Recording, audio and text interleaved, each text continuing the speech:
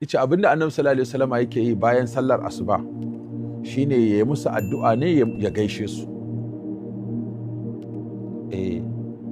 Ya gaishe da matansa ya musu addu'a. Na taɓa faɗa wannan wata rana aka tada ƙura. Saboda mu al'adarmu shine ka kame a kujera a zo a gaishe ka. Sai kuma aka ji akasin haka. Ya za ka ce wa mutum ya je gaishe da matarsa? Ai ba haka. Ita za ta zo ta gaishe shi. Ta ce a to haka to ba da Annabi kuke koyi ba. Shi Annabi dai ga abin da muka ga yana yi. Kuma ku je ku yi wannan kuka ga dama. Shi yasa abin kana neman girma ne ba ta hanyar da Allah ya sa ba sai ka rasa shi baki daya. Duk wannan shan kunun da ɓata ran da zazzara ido da kaskanta mutum ai ba shi zai sa su girmama ka ba. Ka kana ɗauka duk wanda ya zube a gaban sarki yana nufin darajar sarki yake gani, kana nufin duk wanda ya sunko ya gaishe ka kima ka yake gani, wani ya bai bane duka za a yi masa.